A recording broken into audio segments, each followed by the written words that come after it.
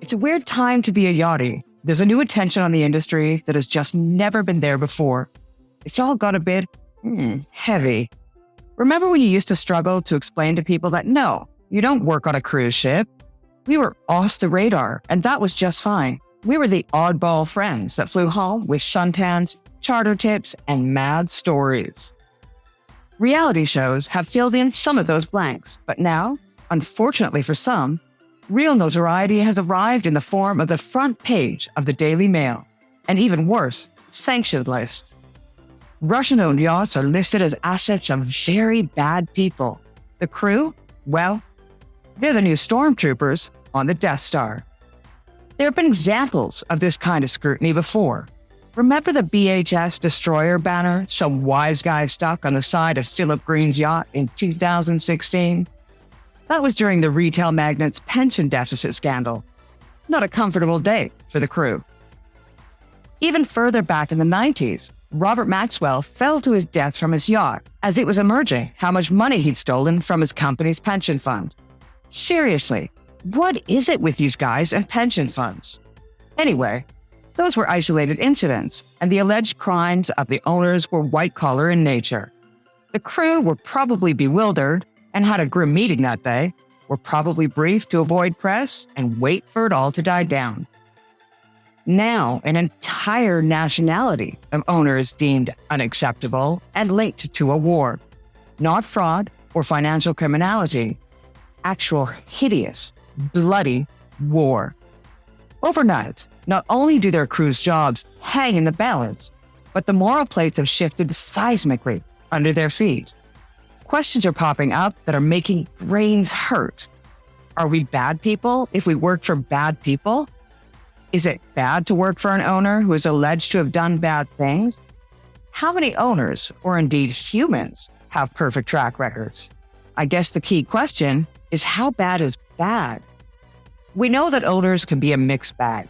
Nothing encroaches on your naivety, like sharing a crew mess with an armed bodyguard. But owners and guests make up less of our lives than non-yachties suspect. On a charter yacht especially, our job changes little day to day, whether we have Beyonce on board or a despot. Graft is graft. When it comes to morals, most of us have an asshole yardstick and measure ourselves accordingly. When it comes to our own personal conduct as crew, some of us try hard not to let ourselves be corrupted by opportunities in the industry to lie, cheat, or take backhanders. But now, on a macro scale for many crew, whether they are good, bad, or ugly, things have taken on a world politicky vibe. Personal conduct isn't being questioned, just who you work for. This Russian situation, it's tricky. As crew, do we write off working for an entire nationality of owners? Let's face it, Russian oligarchs own some of the biggest boats and have the most vacancies. Some are fantastic employers, some are not. Maybe some of us would opt to avoid them now. But what do we do if we were already working for that? What if we started when our country's governments were fully condoning them, allowing them to buy football clubs, property, newspapers, and even passports? The UK, whose own governing party has taken donations from prominent Russians at one point, even threatened to sanction yacht crew who work for them. That kind of smacks of hypocrisy, doesn't it? If there is guilt by association, then what about working for disgraced British tycoons or people from countries with poor human rights? I find myself wondering if there would be many boats left to work on. If we're going to get moral in our employment choices, do we expect the same of our friends who work for alcohol or tobacco brands or tech companies using questionably mined cobalt? You can see where this is going. If we follow the money and power upwards, how many of us work for really good people? When does morality have to give way to unpleasant realism? Are land-based workers even asking themselves these questions? Ultimately, the one thing we do know about yacht owners is that these are the richest people in the world. And don't most people in the world ultimately work for them indirectly, if not directly? Crew working for Russian-owned yachts are suddenly very visible employees. But is it any worse than working as a physio at an oligarch's football club or being an office worker in their corporation? Those crew now on sanctioned or seized boats were probably just bumbling through their day, sorting the watch rota, filling out marpole sheets, figuring out why the shoe basket is overflowing again. The next minute, they're on the wrong side of history. Is the junior stew folding towels in the laundry of a Russian-owned yacht responsible for the owner's political sympathies? Crews sometimes stay aboard yachts sold to entirely new owners. Same job, different owner.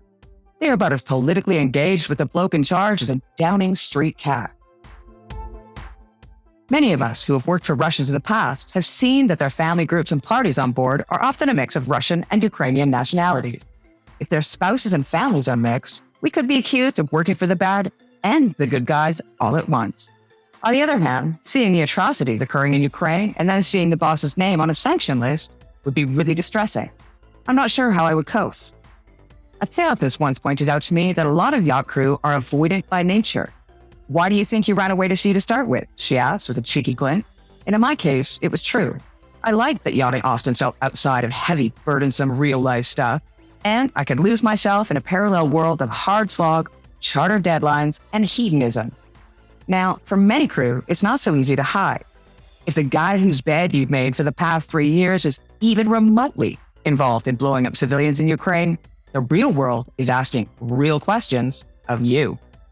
Unless you have a heart of stone, you're probably asking them of yourself. How does it make you feel? How will you feel if all this ends eventually and he steps back on board?